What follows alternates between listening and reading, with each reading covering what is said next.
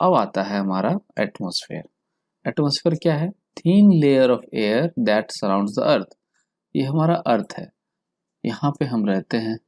अब हमारे ऊपर चारों तरफ से एक एयर का जो है ना पतला लेयर है, एयर का पतला लेयर, ठीक है, चारों तरफ से, ठीक है, ये अर्थ है। तो ये जो this is the blanket of air which surrounds the earth, चारों तरफ से अर्थ को ना घेरा हुआ है वो, ठीक है, इसे ब्लैंकेट ऑफ एयर भी कहते हैं। तो this thin layer of air और blanket of air which is surrounding the earth, earth को चारों तरफ से घेरे हुए है ऊपर की तरफ से, तो वो हो गया हमारा एटमॉस्फेयर कहलाता है, ठीक है। एटमॉस्फेयर कैसे एक जगह पे रहते हैं? क्योंकि जो ग्रेविटेशनल फोर्स होता है अर्थ का, जो गुरुत्वाकर्षण है हमारी धरती का, वो होल्ड करता है, that holds the atmosphere around it. हवा तो ऐसे, हवा होने के कारण इसको रिलीज हो जाना चाहिए था एटमॉस्फेयर में, इसको रिलीज होना चाहिए, लेकिन ये यहाँ पे बंधा सा रहता है, बंधा हुआ रहता है अर्थ के चारों तरफ।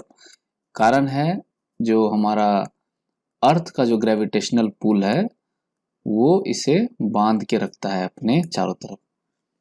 ये समझने वाली बात है, ठीक है। और देखिए और क्या होता है, एटमॉस्फेयर क्या करता है? Atmosphere protects us from harmful rays and scorching heat of the sun. सूरज से जो रेज निकलते हैं वो सारे यूजफुल नहीं होते हैं, that are not useful for us. It contains also harmful rays, harmful rays भी हैं इसमें, जो हमारे स्किन के लिए या हमारे बॉडी के लिए अच्छा नहीं होता है। तो और क्या होता है, और सूर्य का जो गर्मी है, जो जला देने वाली स्कॉर्चिंग हीट जो है वो भी आता है पृथ्वी की तरफ, पृथ्वी की तरफ वो भी आ रहा है। तो ये जो एटमॉस्फेयर बीच में पड़ता है हमारा एटमॉस्फेयर, वो क्या करता है, इसके एक फिल्टर की तरह काम करता है। क्या होता है कि ये फिल्टर कर लेता है हार्मफुल रेज को, यहीं पे एब्जॉर्ब हो जाते हैं। और मोस्ट प्रोबेबली ये जो ओजोन लेयर होता है, O3 लेयर, उसके द्वारा अल्ट्रावायलेट रेज जो सपोज आ रहे हैं सन से, उनको ये एब्जॉर्ब कर लेता है और हमारे अर्थ पे ये नहीं पहुंच पाते हैं हार्मफुल रेज, और काफ़ी जो गर्मी है उसको भी एब्जॉर्ब कर लेता है सन का। टोटल हीट जो आ रहा है वो एब्जॉर्ब हो जाता है, और जितनी हीट हमारे लिए सही है उतनी हीट ही हम तक पहुंच पाती है। इसके कारण अर्थ पे जो है सर्वाइवल ऑफ लाइफ वो पॉसिबल है, ठीक है। तो ये हो गया कि it protects us from harmful rays and scorching heat of the sun. चलिए अब आगे देखते हैं। It consists of a number of gases. और एटमॉस्फेयर में क्या क्या है, there are a number of gases, dust है, वाटर वेपर है, ठीक है। चलिए, the changes in the atmosphere produce changes in the weather and climate.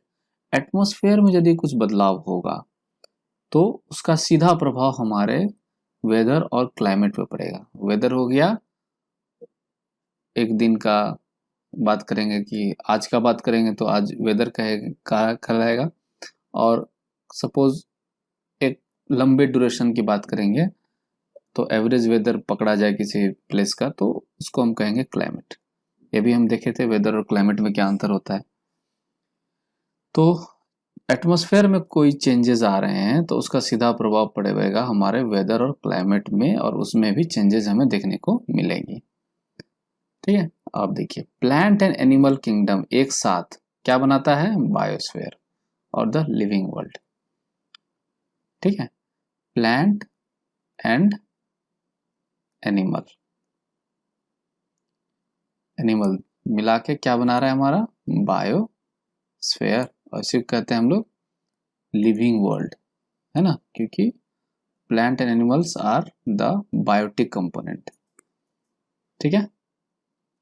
चलिए, और बायोस्फीयर जो होता है ना, ये एक narrow zone of the earth है, एक बहुत ही पतला सा जोन है, क्योंकि इसी जोन में लैंड, वाटर और एयर तीनों इंटरेक्ट करते हैं एक साथ और सपोर्ट करते हैं लाइफ को। ठीक है, सपोज ये लैंड हो गया, ये वाटर हो गया, है ना, और यहाँ पे एटमॉस्फेयर हो गया। तो ये तीनों जो यहाँ पे इंटरेक्ट कर रहे हैं, तो ये तीनों यहाँ पे हम क्या कहेंगे, it is the narrow zone of the earth, जहाँ पे लैंड, वाटर और एटमॉस्फेयर तीनों इंटरेक्ट करते हैं, और ये हो गया हमारा बायोस्फेयर।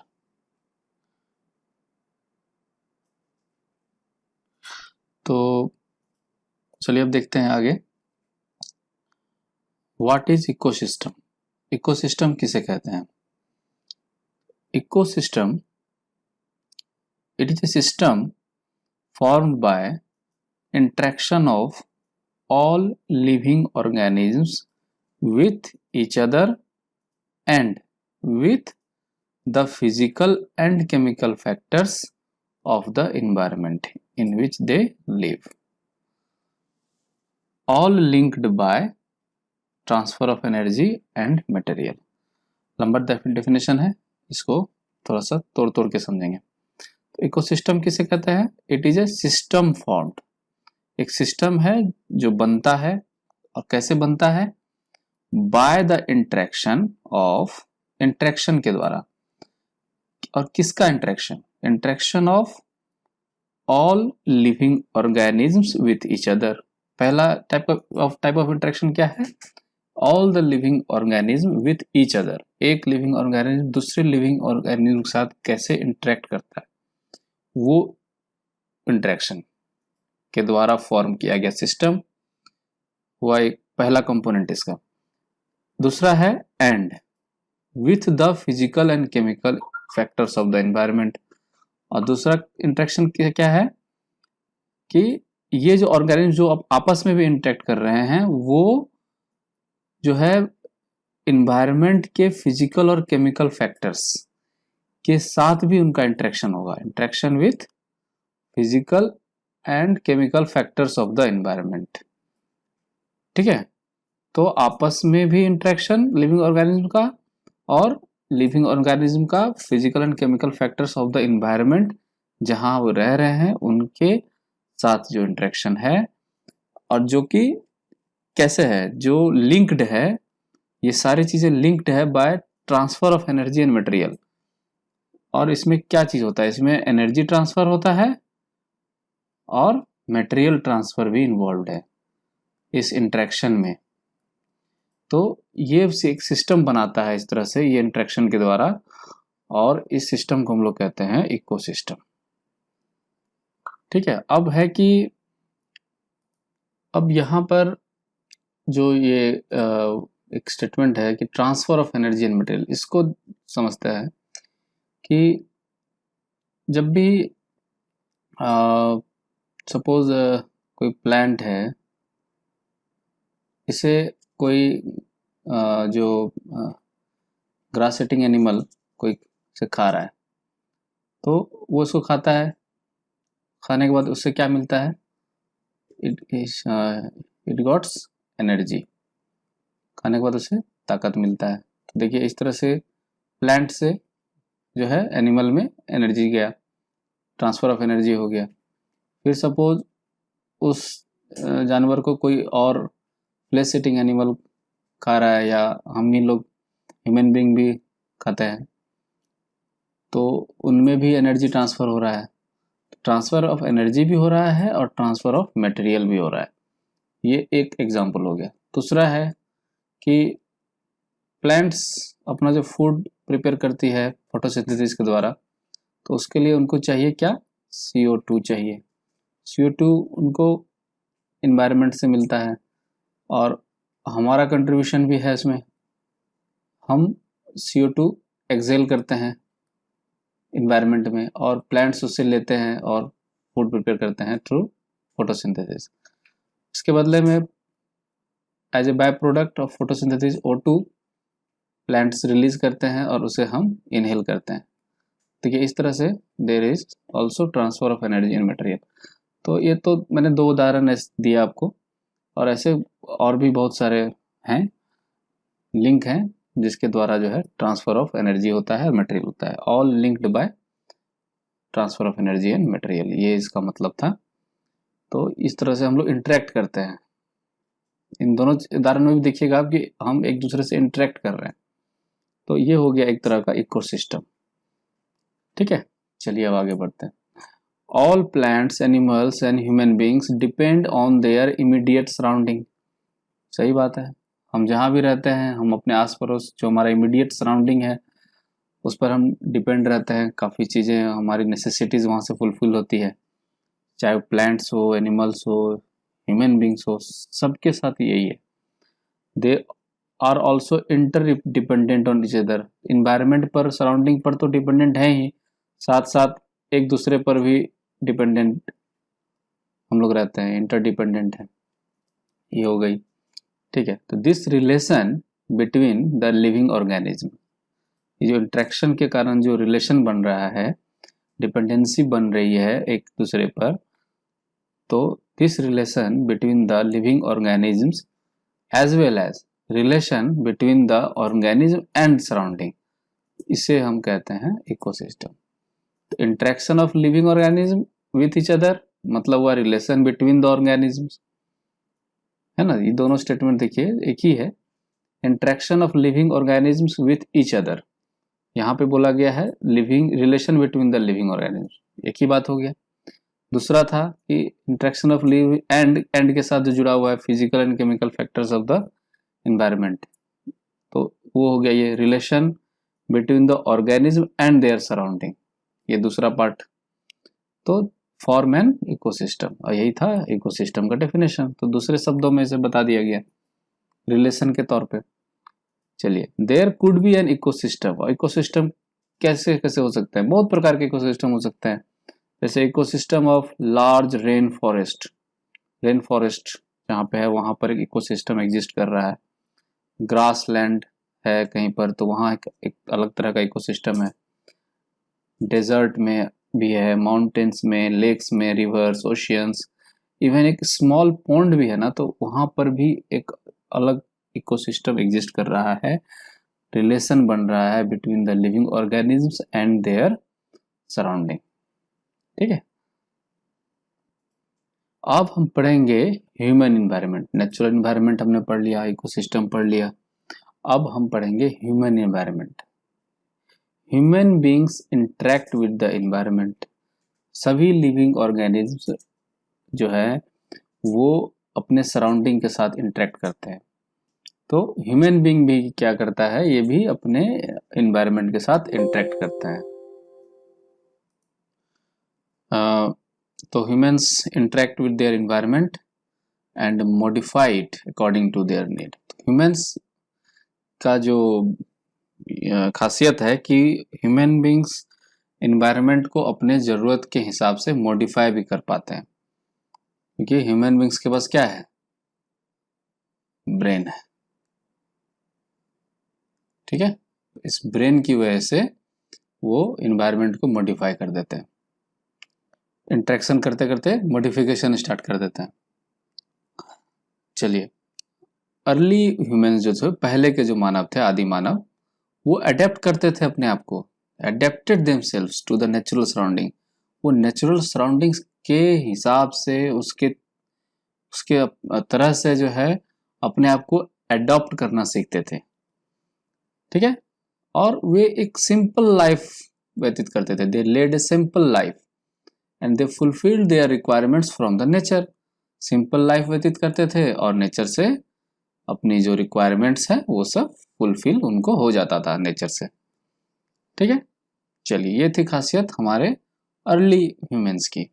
अब हमारे प्रेजेंट ह्यूमंस, एडवांस्ड ह्यूमंस, हुआ क्या, विद द टाइम नीड्स ग्रू, जरूरतें बढ़ने लगी, पॉपुलेशन बढ़ने लगा, आबादी बढ़ने लगी, जरूरतें बढ़ने लगी, तो एंड बिकेम मोर वेरिड। और नीड्स ऐसा भी नहीं था कि एक तरह की नीड्स के प्रकार भी बढ़ने लगे, मतलब variety of needs started developing.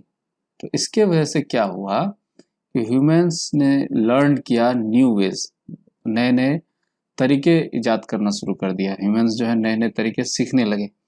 To use and change environment, environment को यूज करने के लिए और चेंज करने के लिए, फॉर देयर नीड्स जो बढ़ चुके थे और वैरायटी उनकी ज़्यादा हो गई थी, तो उस नीड्स को पूरा करने के लिए उन्होंने नए रास्ते खोजे, है ना, और इन्वायरमेंट को चेंज कर दिया, चेंज करना शुरू कर दिया। दे लर्न ग्रो क्रॉप्स, है ना, अब वो उनको क्रॉप्स ग्रो करना सीख लिए, जानवर पालना सीख लिए, डोमेस्टिकेट करना सीख, domesticate animals, and they lead A settled life, और उनकी लाइफ एक सेटल्ड लाइफ जीना शुरू कर दिया वो। ठीक है, पहले वो जंगल में रहते थे, वहीं से खाते थे पीते थे, अब वो कहीं भी रह सकते थे, वहां पे क्रॉप्स ग्रो कर लेते थे, कुछ जानवर पाल लेते थे और वहीं पे लाइफ उनकी सेटल हो जाती थी। तो इस तरह से इन्होंने अब क्या किया, इन्होंने सीख लिया टू चेंज द एनवायरनमेंट, जंगल से बाहर आ गए। The wheel was invented, wheel का इन्वेंशन हुआ, सरप्लस फूड प्रोडक्शन स्टार्ट हो गया, barter system emerged. Barter system में क्या होता है कि सपोज एक ए कमोडिटी है, एक बी कमोडिटी है, तो हमें चाहिए बी कमोडिटी है, तो हमें बी कमोडिटी लेने के लिए हम क्या करेंगे, हमें बी कमोडिटी तब मिलेगा जब हम equivalent amount of a commodity दे देंगे। तो exchange of commodities, required commodities is exchange with the requirement of others commodity. ठीक है, तो ये हो गया बार्टर सिस्टम, पैसे के जगह पे कमोडिटी ही इस्तेमाल होता है ना, एक के बदले दूसरा। चलिए, ट्रेड स्टार्ट हो गया, कॉमर्स डेवलप हो गया, इस तरह से लेन देन शुरू हो गया बार्टर सिस्टम के कारण। तो ट्रेड एंड कॉमर्स तो होना ही था। अब ट्रेड और कॉमर्स डेवलप करना शुरू हो गया तो इंडस्ट्रियल रेवोल्यूशन आ गया। Industrial revolution enabled large scale production. तो पहले तो सरप्लस प्रोडक्शन था कि जितनी जरूरत होती थी उतना प्रोडक्शन हो जाता था, अब ये स्टार्ट कर दिए लार्ज स्केल, मतलब अपनी जरूरत से भी ज्यादा लार्ज स्केल प्रोडक्शन स्टार्ट हो गया due to industrial revolution. Industries बैठ गई, फैक्ट्रीज, मशीन्स, ये सब बनाना शुरू कर दिए। ट्रांसपोर्टेशन जो है बहुत आसान हो गया, एक जगह से दूसरे जगह जाना बहुत आसान हो गया ड्यू टू मतलब कई व्हीकल्स, ट्रांसपोर्टेशन व्हीकल्स इन्वेंशन हो गया। इंफॉर्मेशन रिवोल्यूशन भी आया, जिससे क्या हुआ कि कम्युनिकेट करना आसान हो गया। Communication easier and speedy across the world, कहीं से भी कहीं आपको कम्युनिकेट करना हो तो आप आसानी से कर सकते हैं कम्युनिकेट। ठीक है, तो कम्युनिकेशन का भी, इंफॉर्मेशन रिवोल्यूशन भी आ गया। तो a perfect balance is necessary between natural and human environment. जो नेचुरल इन्वायरमेंट जिसे हमने नहीं बनाया और एक दूसरा है ह्यूमन इन्वायरमेंट जिसे हमने बनाया, तो इन दोनों के बीच में एक परफेक्ट बैलेंस होना बहुत जरूरी है ना। तो हमें ज़्यादा इन्वायरमेंट को चेंज नहीं करना चाहिए अपने स्वार्थ के लिए, नेचुरल चीज़ों को नेचुरल रहने देना चाहिए और उनसे जितनी ज़रूरत होती है अपने ज़रूरत को फुलफिल करना चाहिए, अपने रिक्वायरमेंट्स को फुलफिल करना चाहिए और अपने नीड्स को ज़्यादा ग्रो होने नहीं देना चाहिए, है ना। लिमिटेड रिसोर्स है तो लिमिटेड नीड ही होना चाहिए। तो ये सब चीज़ें के लिए क्या ज़रूरी है, एक परफेक्ट बैलेंस ज़रूरी है नेचुरल एंड ह्यूमन इन्वायरमेंट में। Human must learn to live, humans को सीखना पड़ेगा रहने के लिए, है ना, in this natural environment, and use their environment in a harmonious way. Harmonious way मतलब आप इतना ही यूज करिए कि बाकी जो कंपोनेंट है, बाकी जो लिविंग ऑर्गेनिज्म हैं, उनके बीच में भी हार्मोनी बना रहे, है ना, उनके लिए खतरा पैदा नहीं हो। तो इस तरह का रास्ता ढूंढना पड़ेगा ह्यूमंस को, और इस तरह हार्मोनियस तरीके से रहने के लिए ह्यूमन बींग्स को सीखना पड़ेगा। तो ये था हमारा चैप्टर, होप आप लोगों को समझ में आ गया होगा। चैप्टर फर्स्ट चैप्टर है ये क्लास 7th ज्योग्राफी का, तो अब से स्टार्ट हो गया है क्लास 7 का ज्योग्राफी। पहला चैप्टर एनवायरनमेंट हम देख लिए। होप आपको ये वीडियो अच्छा लगा होगा। तो इस वीडियो को आप लाइक करेंगे, शेयर करेंगे और हमारे चैनल को सब्सक्राइब कर लीजिएगा, ताकि सारे वीडियोस जो है आपको जल्दी जल्दी आपको मिल जाएंगे सब। और मिलते हैं चैप्टर 2 में नेक्स्ट वीडियो के साथ। तब तक के लिए bye bye, take care, thank you.